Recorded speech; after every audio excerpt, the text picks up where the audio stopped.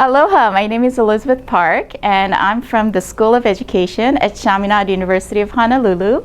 I want to talk about something that I've been focusing on this term, trying to engage our student more in online courses. And I've been using something called Zoom. Like the name says, it kind of zooms everybody into a virtual room, and it's been very effective. The feedback from students have been great.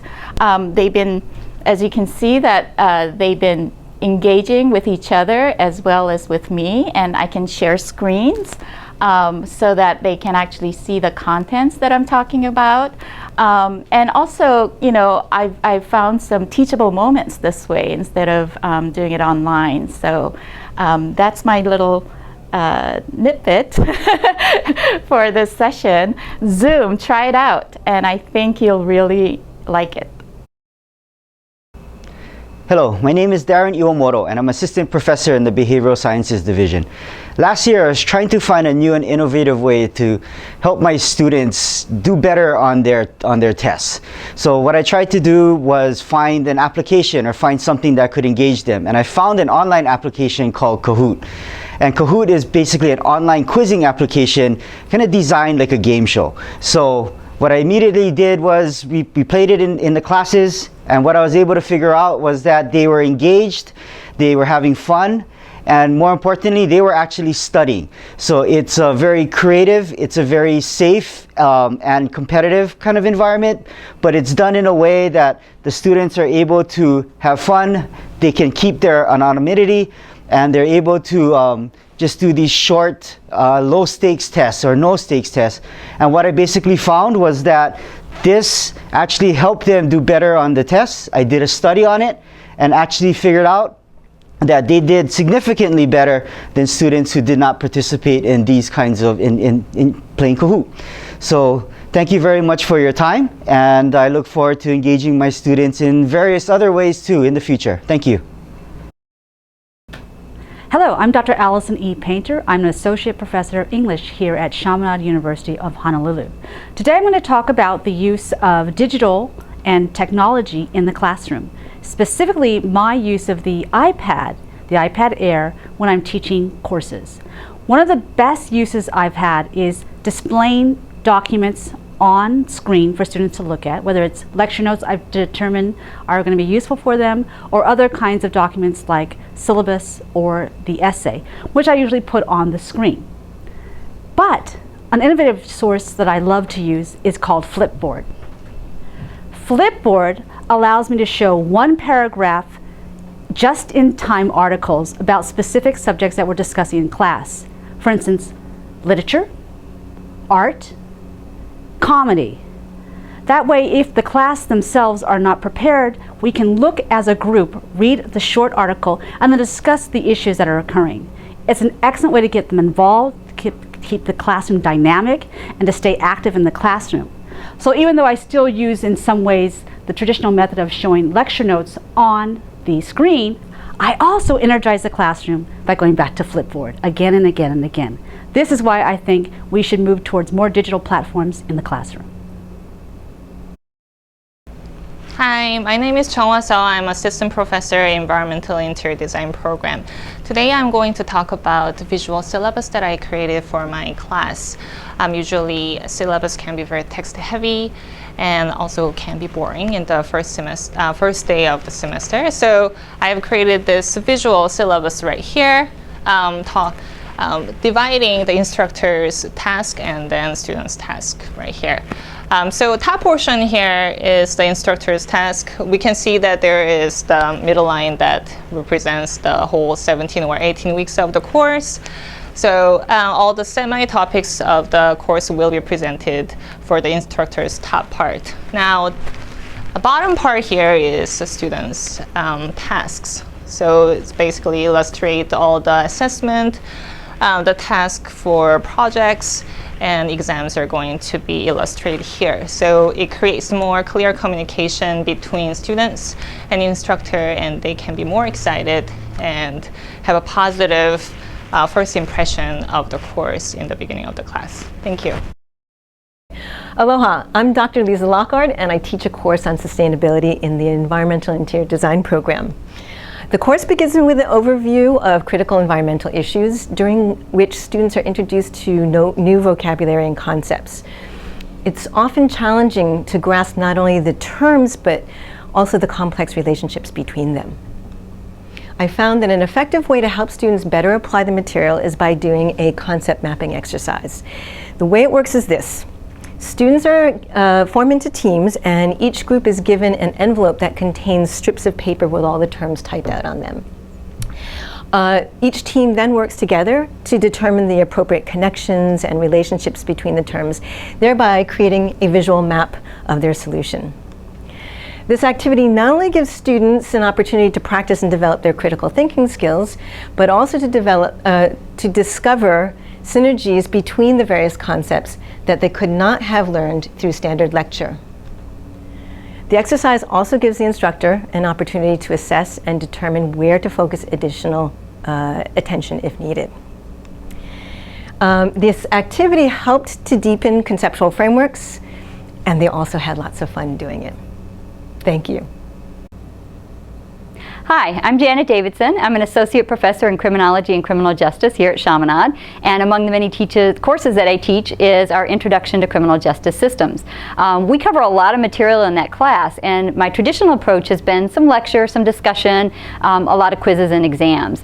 But I wanted to do something a little bit differently this last semester and try to engage my students in the process. So I looked to infographic as a way to engage students more actively in the classroom. So an infographic, everyone has seen one before, but if you're not familiar with exactly what that is, it's a way for people to display a concept or an idea or a social movement in really a one-sheet format. So they're graphically appealing and have a lot of information in an easy to read and easy to capture format. So that's what we did. For our class, we did a couple of infographics. The first one was law enforcement.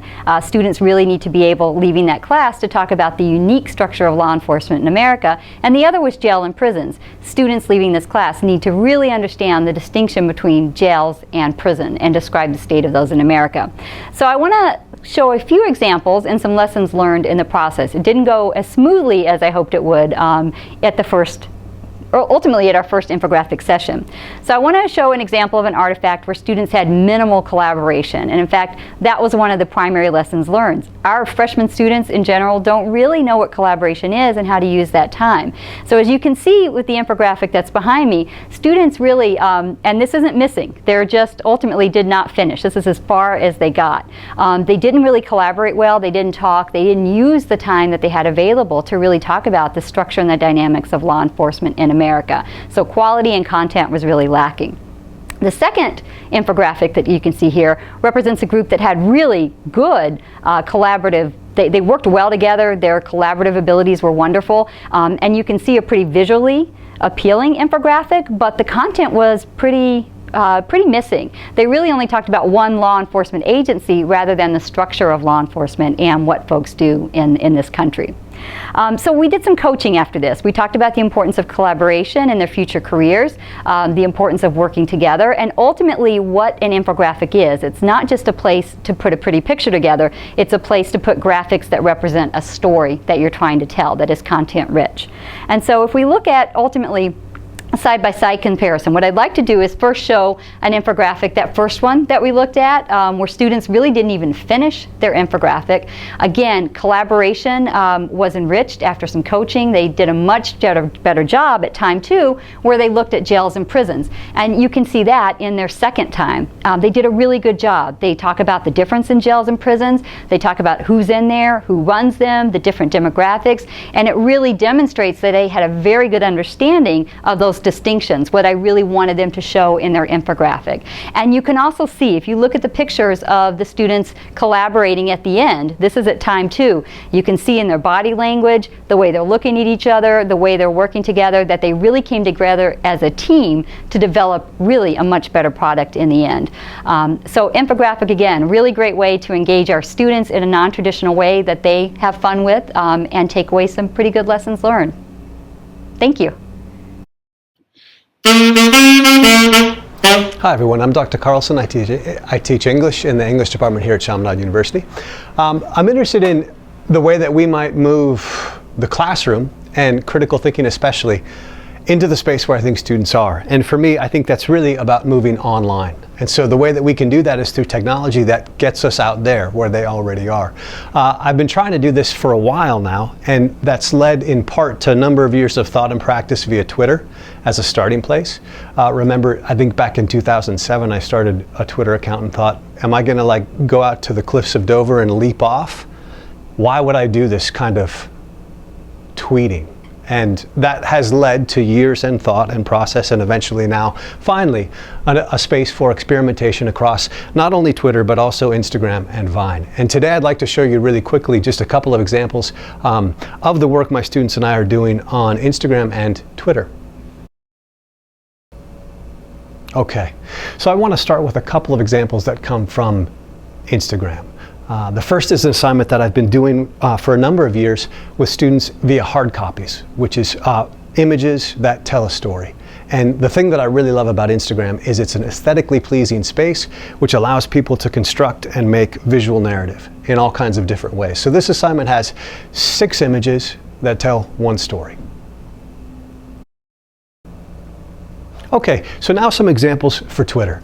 And remember, this is a space that's limited to 140 characters.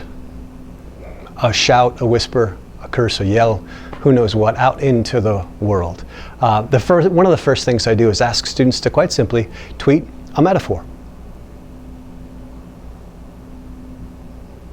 Another thing I ask students to do is to utilize the text as a space for close reading. And out of close reading, of course, to start close reading, we need a quotation. And so the other thing I ask students to do is to quote and tweet the text.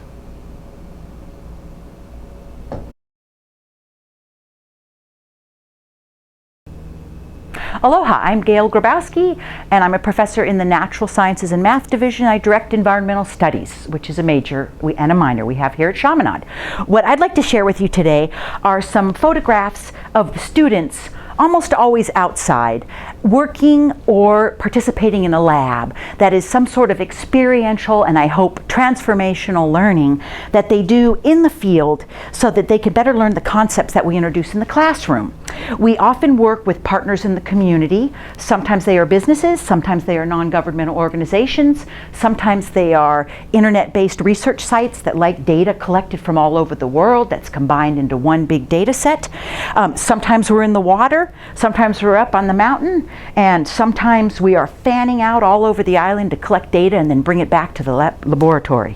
I think it's a really powerful way, especially with environmental issues, for the students to be outside, learning about nature, in nature, learning about the challenges by experiencing the real thing or witnessing the real thing or documenting the real thing.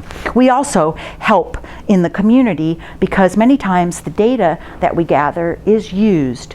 The students also have a good time, they make friends, they enjoy the learning experience, so there's this added plus, not only in the content, but in the experience overall for them as part of their undergraduate education. Thank you. Hi, I'm Wayne Tana. I'm a professor of business at Chaminade, and I'm here to talk to you about some of the things that we do in the classroom. One of the things that you are all aware of is that we try to make sure that we make our students' learning experiences as productive as possible.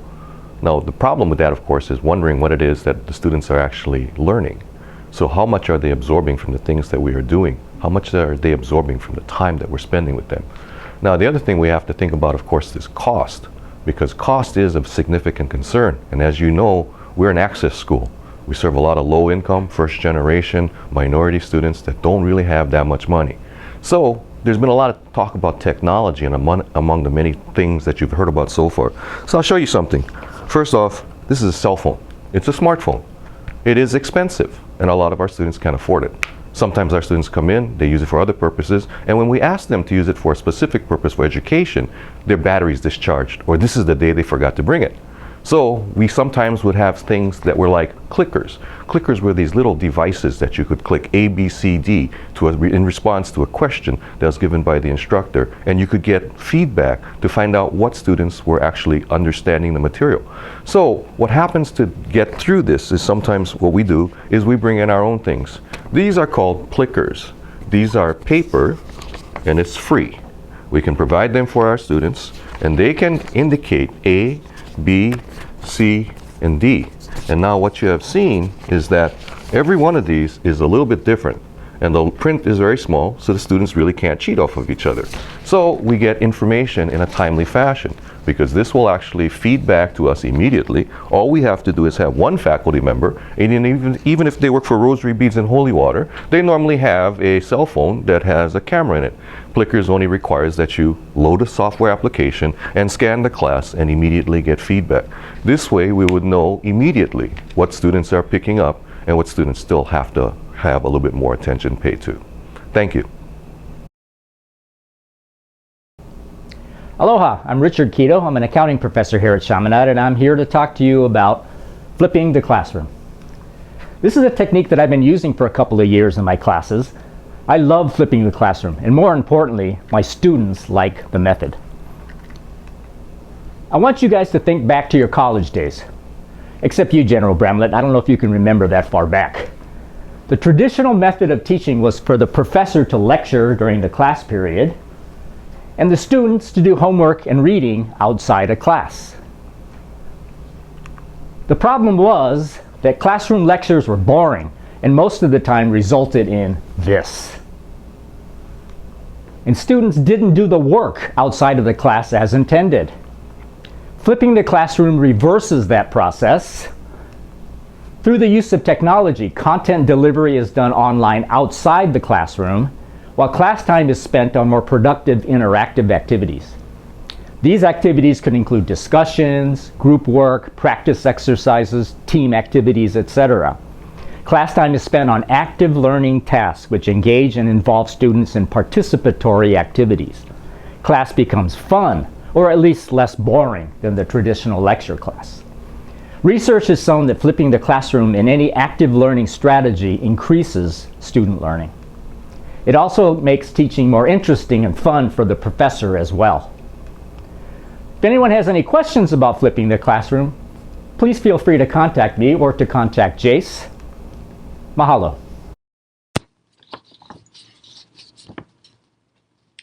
As you look about the campus, you might overlook the fact that there are some very interesting things going on. We have the only master's degree in forensic science, the only bachelor's degree in forensic science, and the only master's degree in criminal justice administration in the state. In addition, we have the largest and most respected undergraduate criminal justice program in Hawaii. And we hope in the not too distant future to have a true collaboration between forensic science and criminal justice that will reflect industry-wide best practices in the School of Justice and Forensic Studies. Each summer, the Criminal Justice and Forensic Science programs offer a one-week workshop for graduate students, undergraduate students, and law enforcement professionals from around the state and the mainland in underwater forensic investigation. We are the only university in the country offering college credit for teaching participants how to process underwater crime scenes. Historically, we believe that evidence subjected to water or immersion was divested of any forensic information. That convenient fiction ruled the world of criminal investigation until 1994, when Texas State University opened the Underwater Institute and made me its director. We tested all types of evidence and discovered water is often a preserving medium. With the publication of the underwater crime scene, a whole new era of criminal investigation was opened. Since that time, we have trained thousands of police and firefighter divers and college students how to process underwater crime scenes, including professionals from as far away as Australia, Canada, and South Africa. This summer, from June 6th through the 10th, we will again offer our underwater forensic investigation workshop. 5 days of intense instruction that leads to 3 hours of college credit, and upon completion of the diving portion of the course, certification as an underwater investigator from the International Association of Nitrox and Technical Divers. There are a lot of reasons to consider Chaminade as a place to get a criminal justice education, including an opportunity to participate in cutting-edge instruction in forensic science.